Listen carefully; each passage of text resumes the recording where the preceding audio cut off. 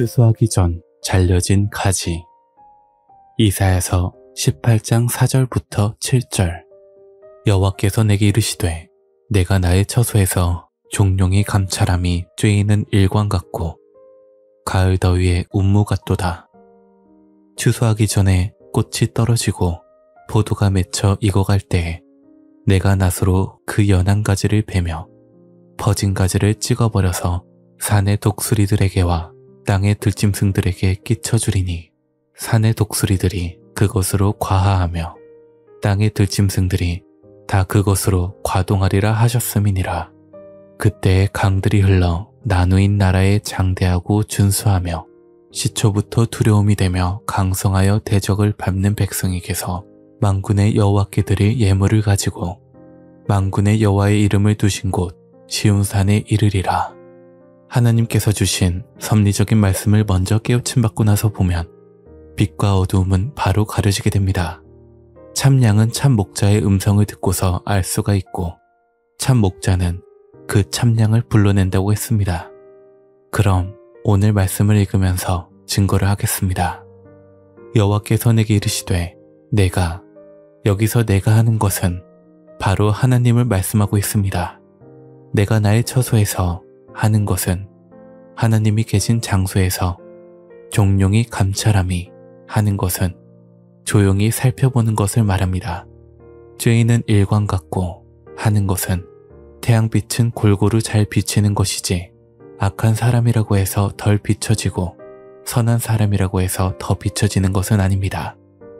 강도가 옆에 있다고 해서 강도한테는 안 비치고 선한 사람한테는 많이 비치는 것이 아닙니다. 다 똑같이 비치는 것입니다. 햇빛에 비출 때 소리가 있습니까? 아주 조용합니다. 바람은 소리가 있지만 소리 없이 쬐이는 일광같이 하나님께서 우리를 감찰하는 줄로 믿습니다. 가을 더위에 운무 같도다. 가을 더위는 여름하고는 다릅니다.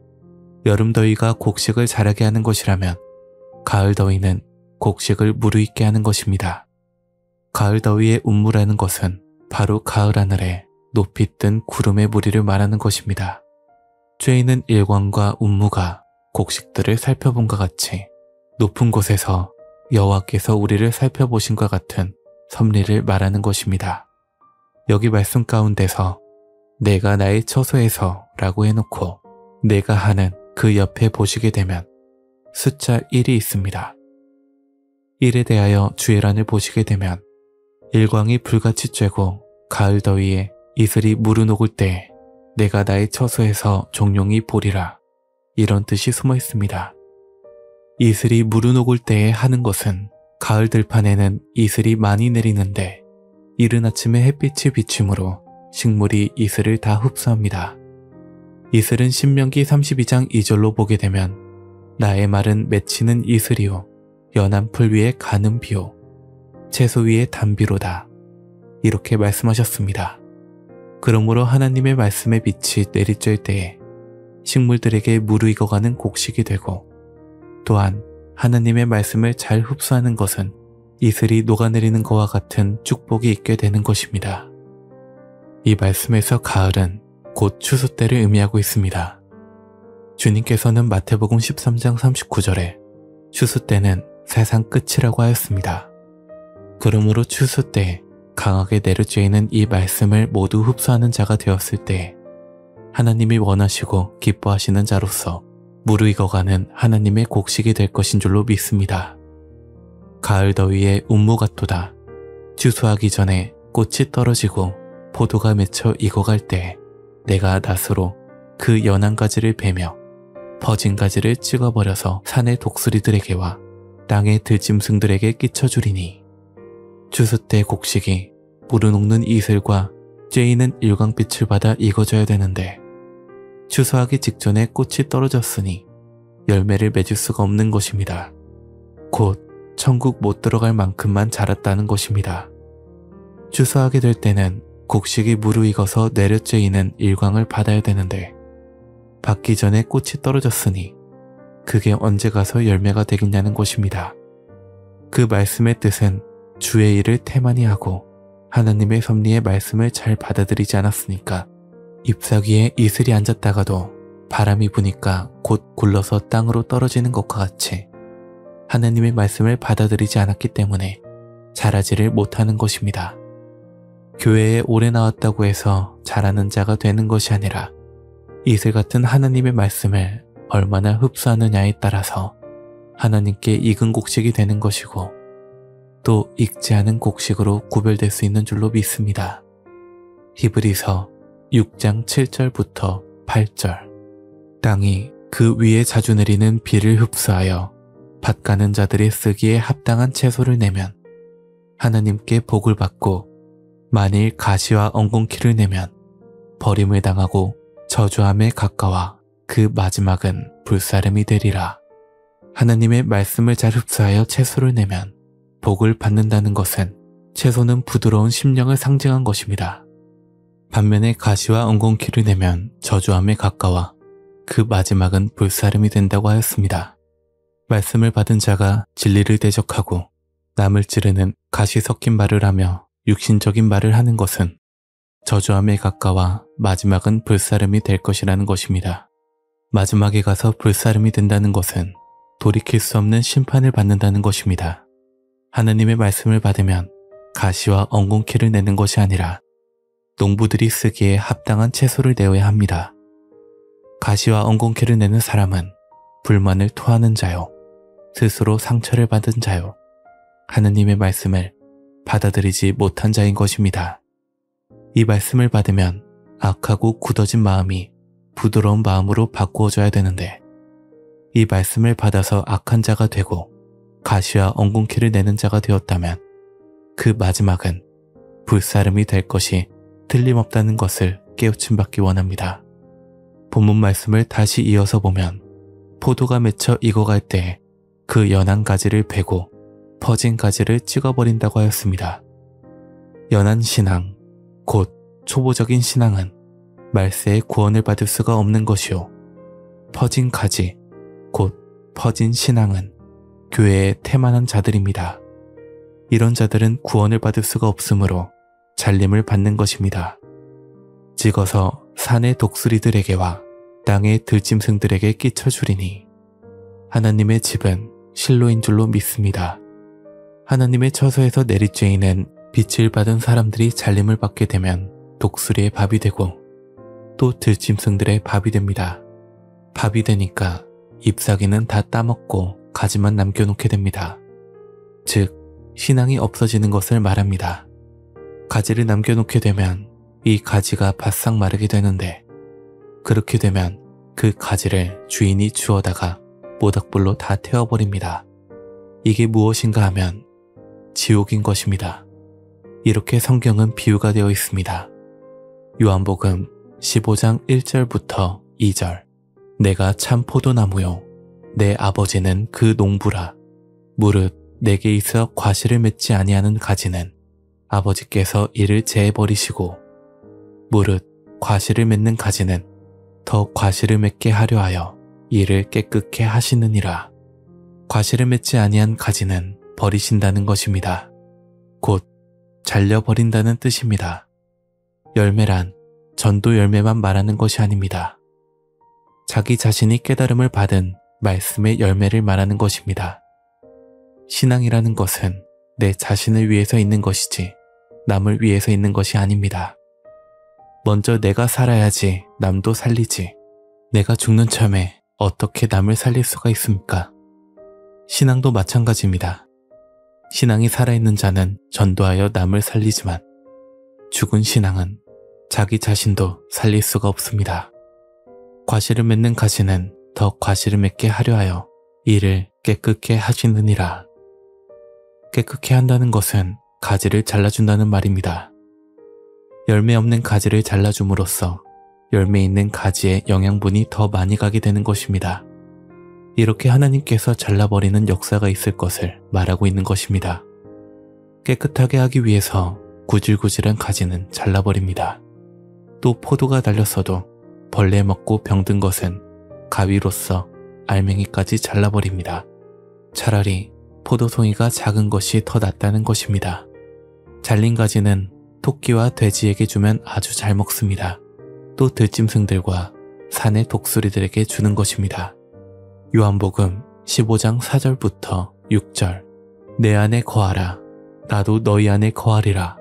가지가 포도나무에 붙어있지 아니하면 절로 과실을 맺을 수 없음같이 너희도 내 안에 있지 아니하면 그러하리라.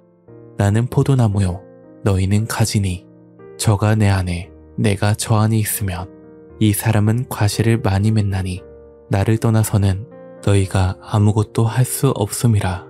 사람이 내 안에 거하지 아니하면 가지처럼 밖에 버리어 말라지나니 사람들이 이것을 모아다가 불에 던져 사르느니라.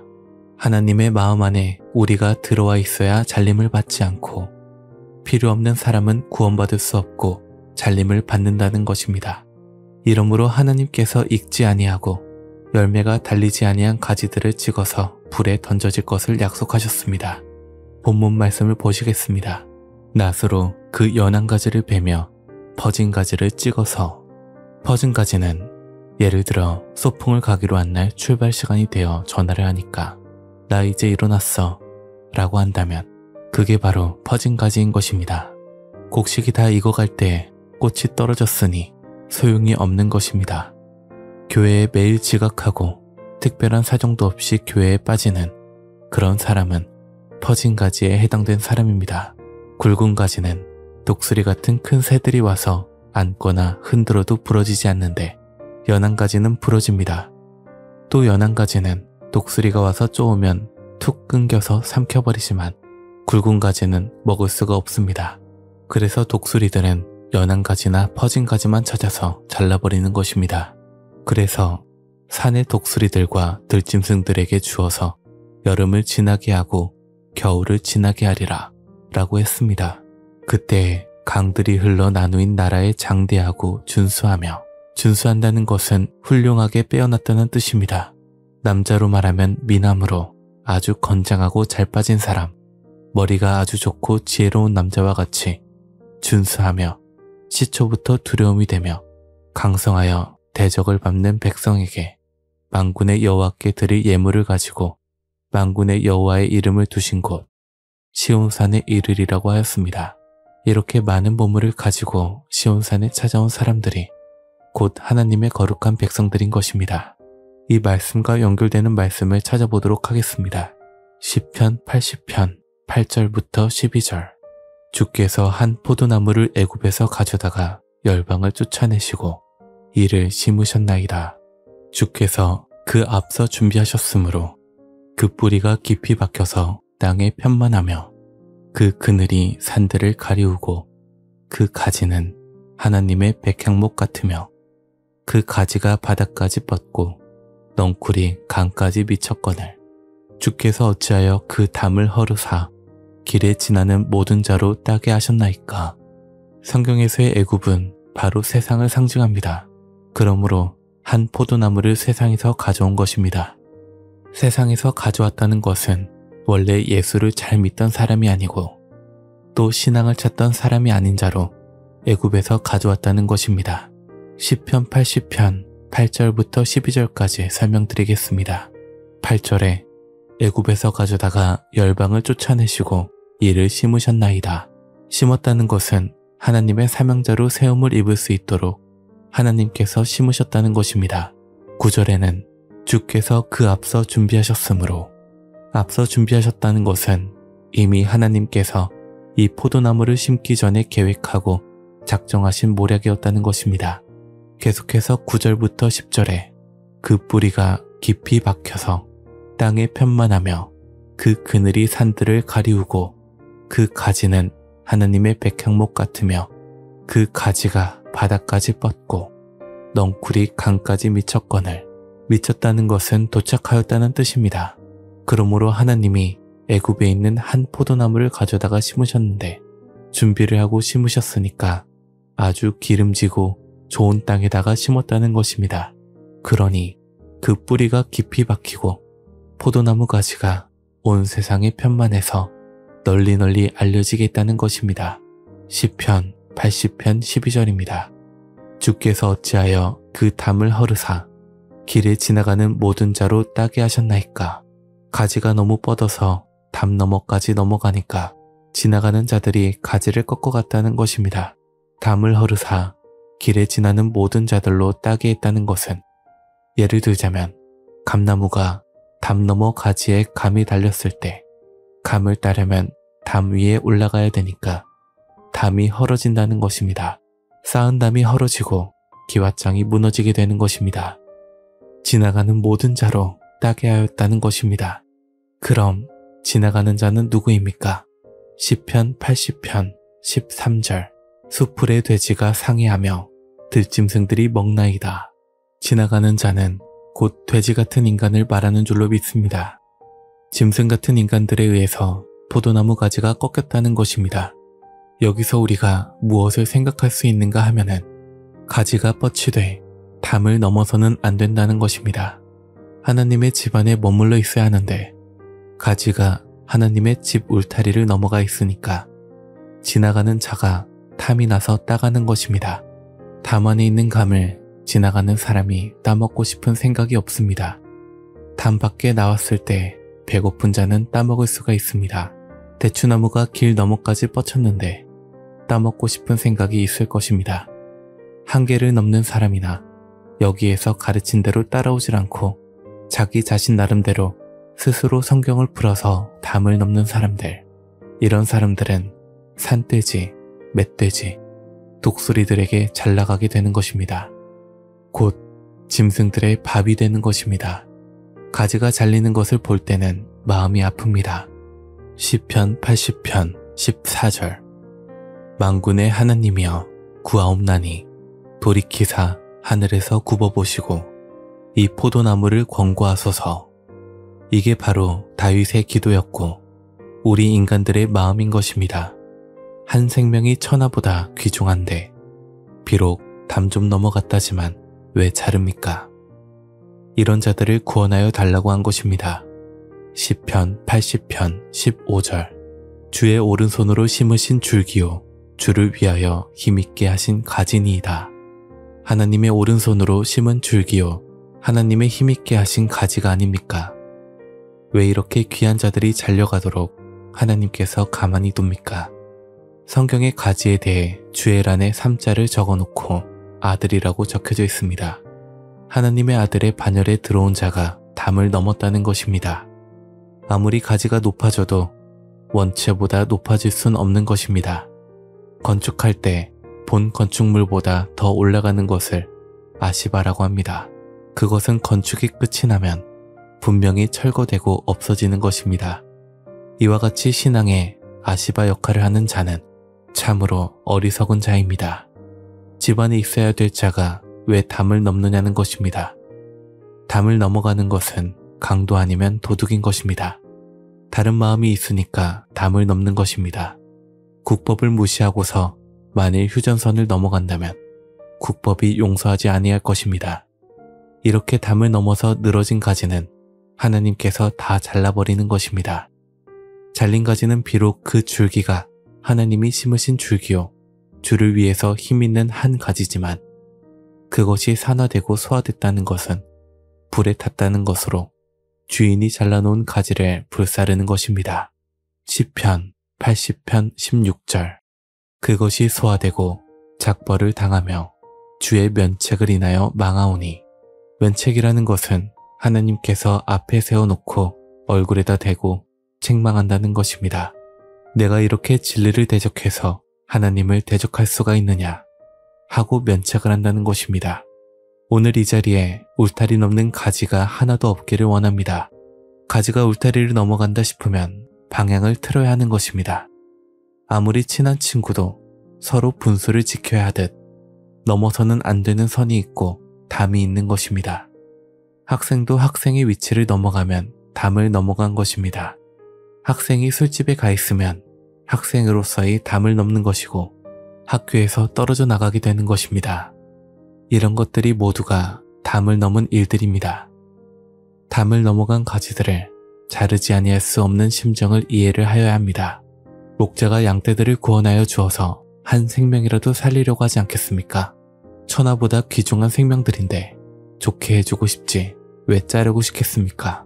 시편 80편 16절부터 17절. 그것이 소화되고 작벌을 당하며 주의 면책을 인하여 망하오니 주의 우편에 있는 자 곧 주를 위하여 힘있게 하신 인자의 위에 주의 손을 얹으소서. 주의 우편에 있는 자는 히브리서 10장 12절 말씀과 같이 예수님으로서 그를 위하여 인자 위에 손을 얹으사 구원해 주소서 라고 했습니다.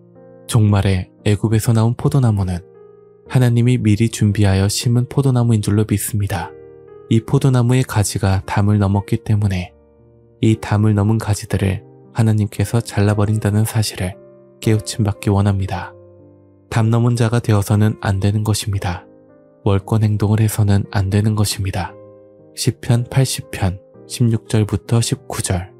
그것이 소화되고 작벌을 당하며 주의 면책을 인하여 망하오니 주의 우편에 있는 자 곧 주를 위하여 힘있게 하신 인자의 위에 주의 손을 얹으소서. 그러하면 우리가 주에게서 물러가지 아니하오리니 우리를 소생케 하소서.